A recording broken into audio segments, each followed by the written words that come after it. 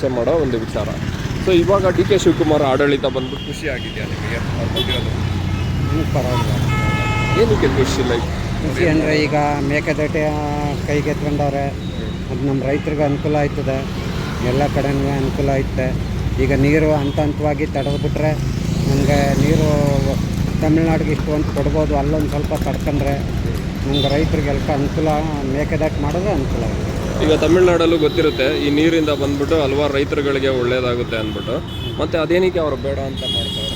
ಅವ್ರಿಗೂ ಅನುಕೂಲ ಆಗುತ್ತಲ್ಲ. ಈಗ ವೇಸ್ಟಾಗಿ ಸಮುದ್ರಕ್ಕೆ ಹೋಗಿ ಸೇರುತ್ತೆ, ವೇಸ್ಟಾಗಿ ಸಮುದ್ರಕ್ಕೆ ಹೋಗಿ ಸೇರುತ್ತೆ. ಹಂತ ಹಂತವಾಗಿ ಹೋದರೆ ಅವ್ರಿಗೂ ತಮಿಳ್ನಾಡಿನವ್ರಿಗೂ ಅನುಕೂಲ ಆಗುತ್ತೆ, ನಮ್ಮ ಕರ್ನಾಟಕದಲ್ಲಿ ರೈತರಿಗೆಲ್ಲ ಅನುಕೂಲ ಆಯ್ತದೆ.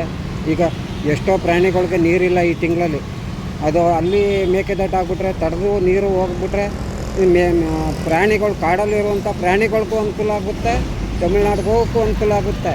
ಇವಾಗ ಮಳೆಗಾಲದಲ್ಲಿ ಮಳೆ ಹಿಡ್ಕೊಂಡು ಎಷ್ಟೋ ನೀರು ಹೊರಗಡೆ ಹೊಂಟೋಗ್ಬಿಡುತ್ತೆ.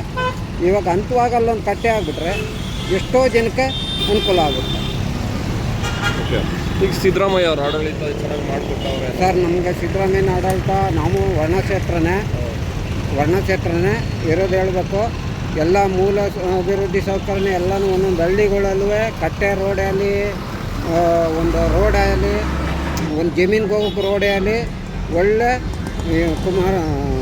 ಯತೇಂದ್ರ ಸಾಹೇಬರು ಚೆನ್ನಾಗಿ ಮಾಡಿಕೊಟ್ಟಿದ್ದಾರೆ. ನಾವು ಇಲ್ಲದೇ ಇರೋದು ಹೇಳೋಕ್ಕಾಗಲ್ಲ. ಯಾರೋ ಒಬ್ಬರು ಆಗದೇ ಇರೋದು ಹೇಳ್ಬಿಟ್ಟು ಸುಮ್ಮನೆ ಅವರು ಮೂಲ ಸೌಲಭ್ಯಗಳು ಅಂದರೆ ಏನೇನು ಹಳ್ಳಿಗಳಿಗೆ ಒಂದು ಮೋರಿ, ಚರಂಡಿ, ರೋಡ್ಗಳು, ಸಿಮೆಂಟ್ ರೋಡು, ಜಮೀನುಗಳ್ಗೆ ಹೋಗೋಕ್ಕೆ ರೋಡು, ಇನ್ನೂ ಕೆಲಸ ಬೇಜಾರು ನಡೀತಲೇ ಇವೆ.